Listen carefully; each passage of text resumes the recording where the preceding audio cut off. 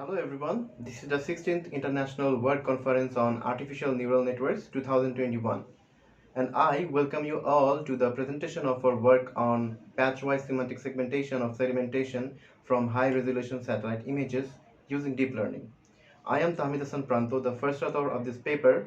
Me, along with my co-author Mr. Abdullah Noman, will be presenting our paper today. So Mr. Abdullah Noman, he will be presenting the first few slides of this presentation, then I will come back again and continue with the rest of the slides. Hello everyone, I am Abdullah Numan. I am the second author of this paper. I would like to start by introducing our group who dedicatedly worked on this study.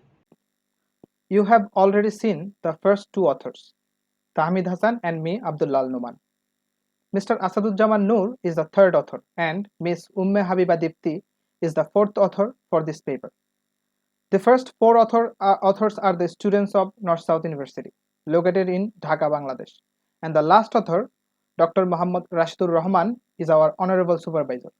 A little more background information on our supervisor. He is a professor in the Department of Electrical and Computer Engineering of North-South University. He received his PhD in computer science from University of Calgary, Canada.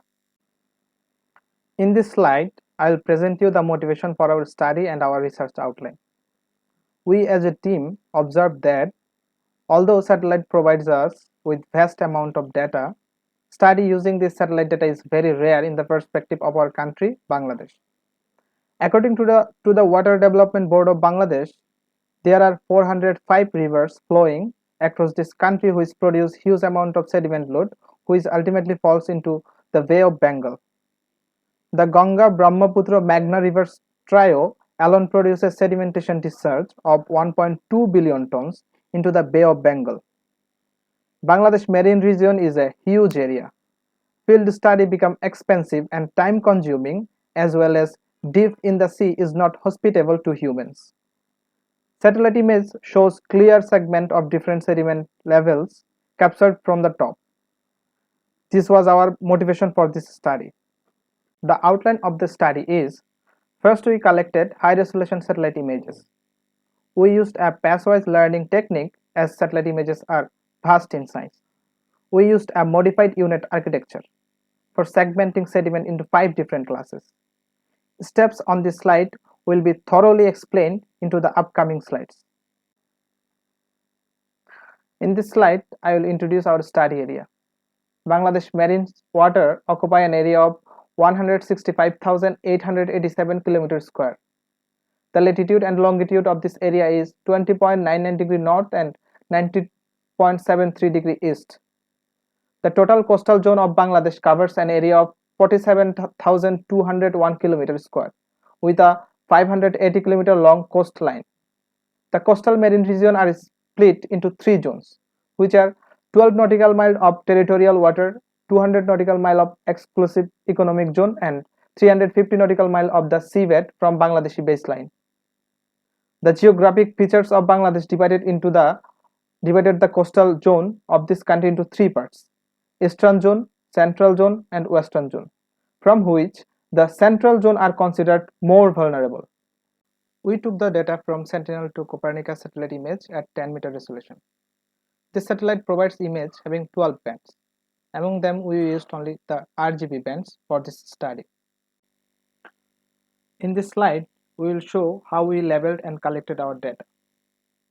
Image A shows our target region, which is a rectangle representing the geographic location of Bangladesh marine region. Image B shows our labeling method. We used Google Earth Engine's JavaScript API to label, filter, and collect our data. As satellite images are often contained with unavoidable obstacle like faulty image due to technical reason, cloud cover, or bad weather, so filtering image and finding the best one is challenging. Google Earth Engine JavaScript API enables direct filtering and selection. We selected image which has less than 1% cloud coverage and also passes the geometric, radiometric, and sensor test by the JavaScript API. The polygon tool of Google Earth Engine has been used to label our data. This is a picture of how we labeled our data. Then comes to the part of processing and categorizing the labels, which is depicted in image C. We use tools like ArcGIS and QGIS for this task.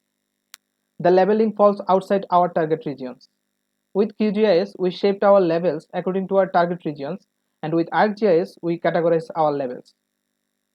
The labels shapefile was added to the original selected image as a band. Image D is our final image for this study. In this slide, I will present how we created the patches from this enormous satellite image. Creating patches means cutting big image into smaller parts. As you can see, image A is the combination of RGB band from the original satellite image and the level band. Image B shows the color band of image A. The RGB channel collectively is our input image, and the fourth band is the mask for our model. So it is vital that we separate input and mask from image A.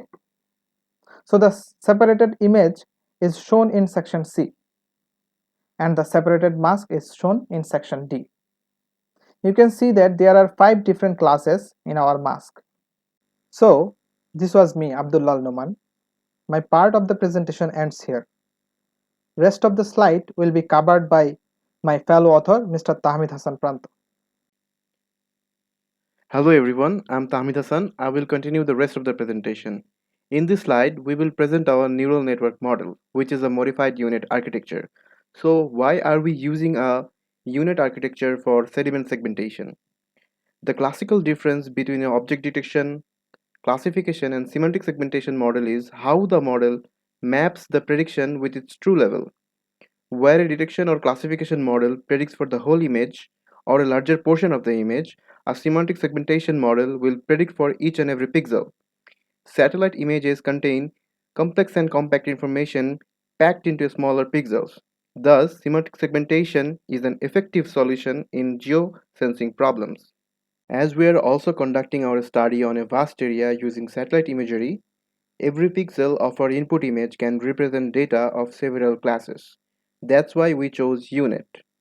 UNet was originally developed by Olaf Ronneberger and his co-authors. The original architecture has 2 paths. You can see them on the picture. The first path is called the contractive path, also known as the encoder, which captures the context in the image. The encoder is a traditional fully connected neural network, which is a stack of convolution, max pooling, and some batch normalizations in between. The second path is the expansive path, also known as the decoder.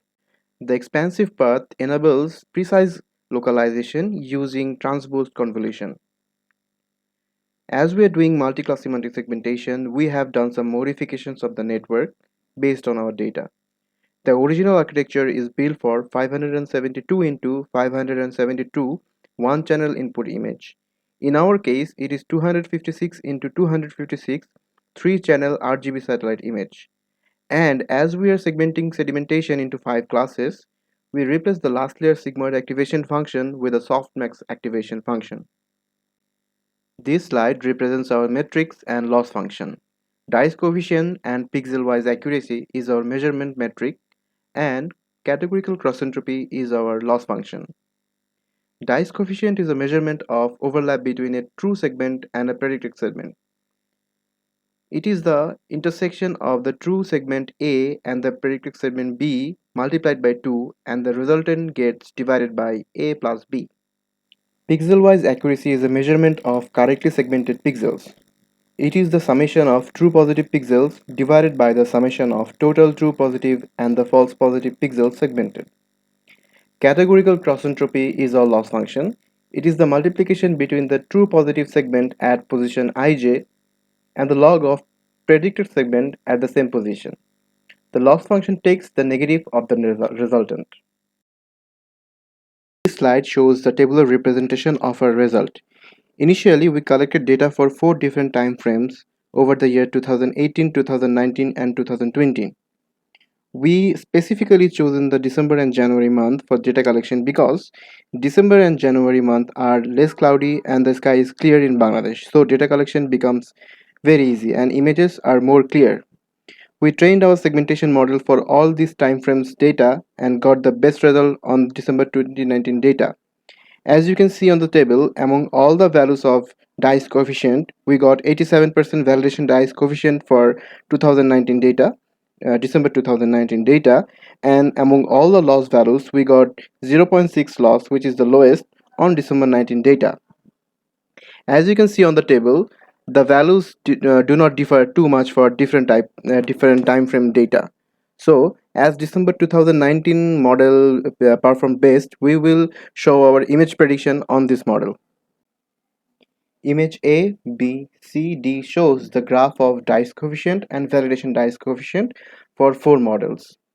The blue curve shows the dice coefficient per epoch and the orange curve shows the validation dice coefficient per epoch. The smooth upward trend of this curve shows that the models are learning gradually. And we can also see that there is not too much gap between the training and validation results, which depicts that the models haven't overfitting or underfitting. Up until now, we have shown our result on tabular or graph format. Now we will show some prediction of our model on images that the model haven't seen before. But before showing the prediction images, we would like to point out to the fact that when creating patches from the original satellite images, we found patches which contains only one class or false on the joining area between two classes. This slide shows the clean joining area and the one class area indicated by the white squares. These are some prediction of our model for images with two class.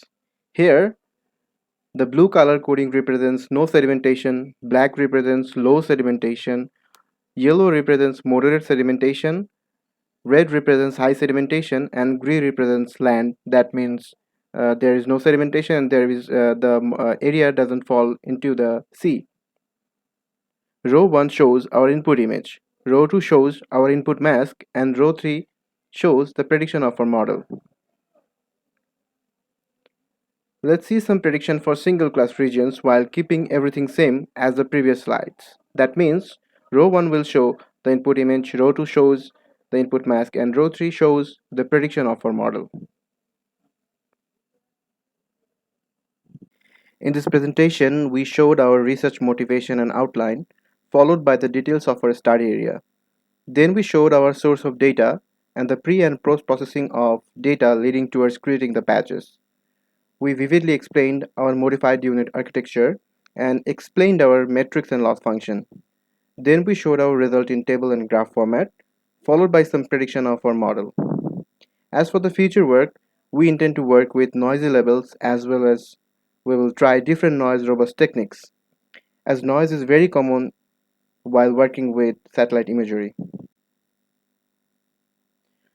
Our presentation ends here. Thank you everyone for being with us the whole time. If anyone have any question, please feel free to ask.